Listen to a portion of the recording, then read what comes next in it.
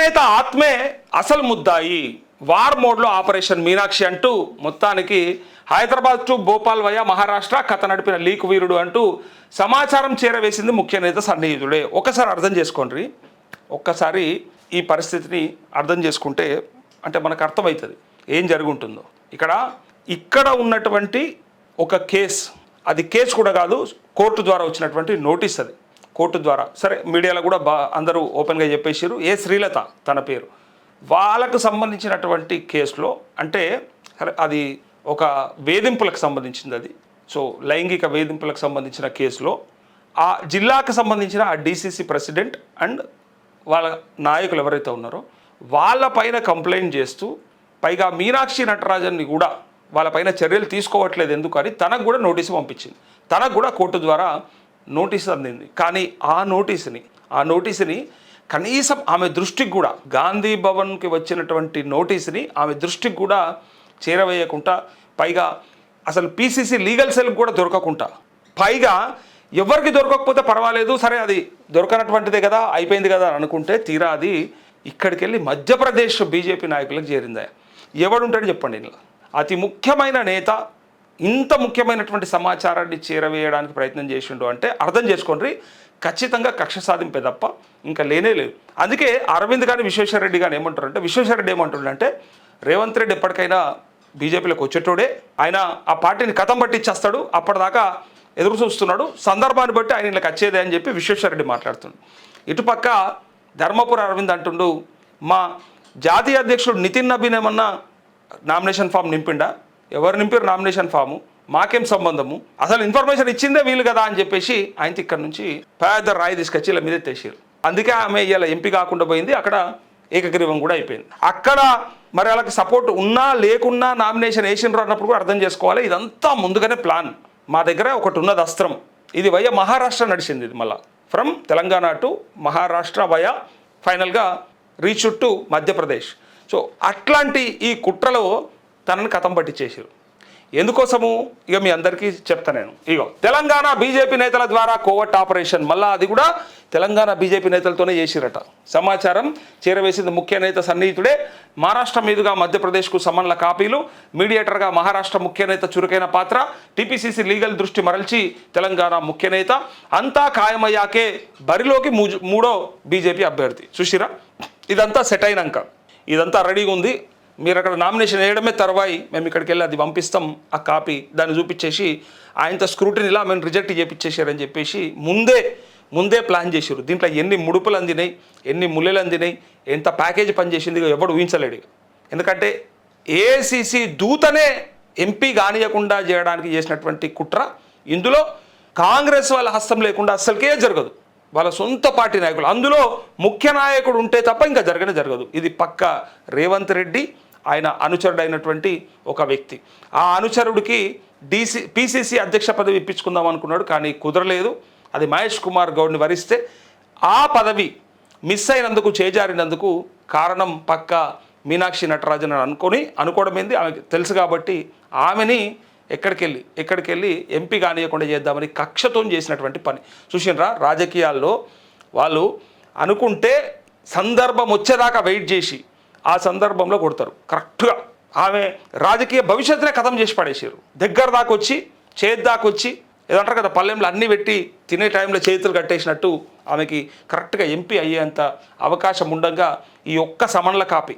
అయితే ఇక చూడండి, ఇటీవల రాజకీయ భవిత అనిశ్చితిలో పడేసిన ఓ బీజేపీ నేతకు ఆక్సిజన్ అందించిన ఆ వ్యూహంలో భాగం ముఖ్య నేత ఆత్మీయుడి కోసం మీనాక్షి నటరాజన్ బలి, వర్కింగ్ ప్రెసిడెంట్ కాకుండా అడ్డుకున్నందుకు అక్కసు అంటూ ఇక్కడ ముఖ్యమంత్రి బీజేపీలో చేరొచ్చు అని చెప్పి ఇక విశ్వేశ్వరరెడ్డి మనందరికీ ఎరక ఎంపీ, ఆయన ఏమంటారంటే సీఎం రేవంత్ రెడ్డి బీజేపీలో చేరొచ్చు, తెలంగాణలో కాంగ్రెస్ని ఖతం చేశాక ఆ పని చేస్తుండొచ్చు, ఇవన్నీ హై లెవెల్లో జరిగే విషయాలు, నాకేమీ తెలియదు, రాష్ట్రంలో బీజేపీ ఎదగకపోవడానికి నాయకుల మధ్య విభేదాలు కూడా ఒక కారణమని సరే వాళ్ళ ఇంటర్నల్ పాలసీ చెప్పిండు, వాళ్ళ ఇంటర్నల్ ప్రాబ్లమ్స్ చెప్పిండు.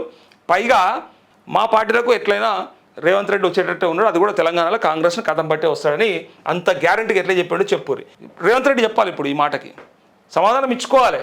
ఎవరో దారుణమే దానే చెప్తలేడు, బీజేపీ ఎంపీ చెప్తుండు డైరెక్ట్గా.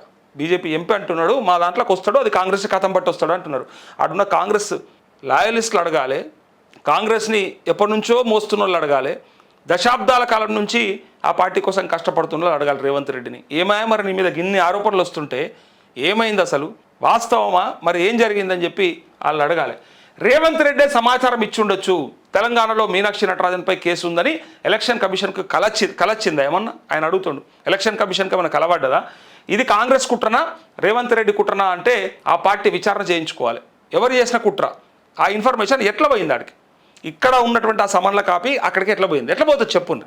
అసలు తెలంగాణ కాంగ్రెస్ వాళ్ళకు కూడా తెలియనటువంటిది అంటే అసలు టీపీసీసీకి ఒక లీగల్ సెల్ అని ఉంటుంది. అందరు లాయర్లను పెట్టుకొని ఒక సెల్ తయారు చేసుకుంటారు. ఆ పార్టీకి సంబంధించి ఏ ఇష్యూ ఉన్నా వాళ్ళు చూసుకోవాలి.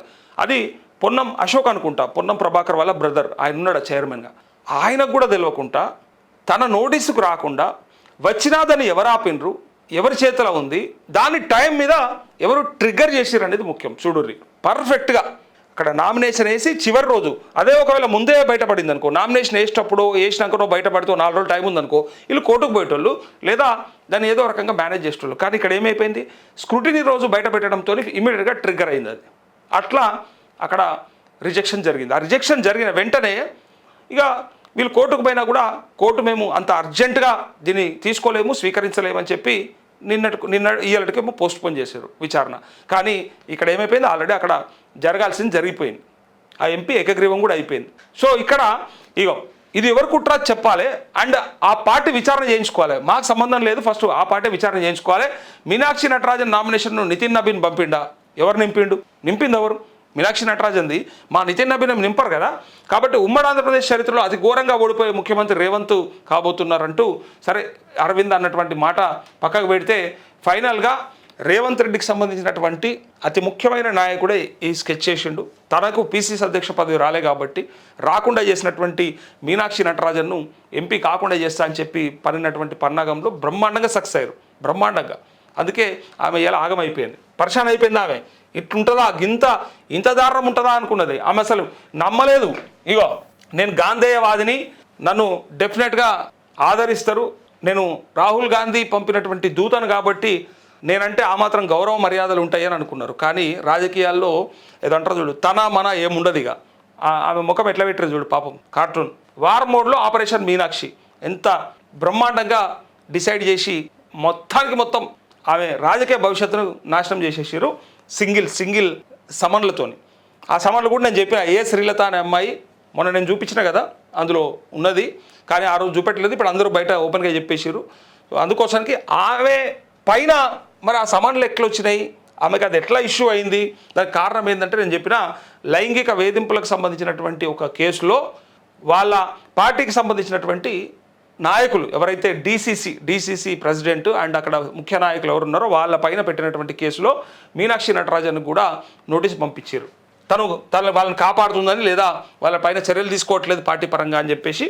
సో అదాన్ని పట్టుకొని వీళ్ళు అది కేసు కదా, క్రిమినల్ కేసు కదా అని చెప్పి వీళ్ళు మాట్లాడుతారు. కాదు అది జస్ట్ నోటీసే కదా, అది కోర్టు నుంచి వచ్చినటువంటి నోటీసే కదా, దానికే మీరు అట్లా చేస్తారని చెప్పి వీళ్ళు కోర్టుకు వెళ్ళారు. అది నడుస్తూ ఉంది అలా. సేమ్ మీనాక్షి నామినేషన్ తిరస్కరణ రాజకీయ కక్ష అని మళ్ళీ వీళ్ళు అంటున్నారు. జరిగిందే మీ పార్టీలో, బయటపెట్టిందే మీ పార్టీ వాళ్ళు, మళ్ళీ రాజకీయ కక్ష అని చెప్పడం అంటే అది మీ ఇంటర్నల్ రాజకీయ కక్ష, అది బయట వాళ్ళది కాదు, అది మీ వాళ్ళు చేసినటువంటి కథ. రాజ్యాంగ సంస్థలను దుర్వినియోగం చేస్తున్నారని పీసీసీ చీఫ్ మహేష్ గౌడ్ అంటూ ఆమెపై తెలంగాణలో ఎలాంటి కేసు లేదు, నోటీస్ మాత్రమే ఉంది, కాంగ్రెస్ నుంచి ఎవరు చెప్పలేదు, బీజేపీ మైండ్ గేమ్ ఆడుతుంది. మరి ఎట్లా తెలిసింది? ఒకవేళ మీరన్నదే వాస్తవం అయితే, కరెక్ట్ అయితే, మరి బీజేపీ మైండ్ గేమ్ ఆడుతుందంటే మరి కాంగ్రెస్ వాళ్ళకు కూడా తెలియకుండా ఆ నోటీస్ ఎట్లా పోయింది అక్కడికి? తిరస్కరణ వ్యవహారం అంతా స్క్రిప్ట్ ప్రకారమే జరిగిందని ఫైర్. ఏఐసీసీ చీఫ్ ఖర్గే నేతృత్వంలో ఏఐసీసీ అత్యవసర భేటీ, హాజరైన జనరల్ సెక్రటరీలు, పీసీసీ చీఫ్లు, ముఖ్య నేతలు అంటూ ఇక్కడ మొత్తానికి తననైతే ఆగం చేసిరా. ఏమన్నా కానీ పాపం ఆమె అసలు ఊహించలేదు, గిట్లా చేస్తారని కూడా అనుకోలేదు. ఆమెనైతే ఆగం చేసేసారు.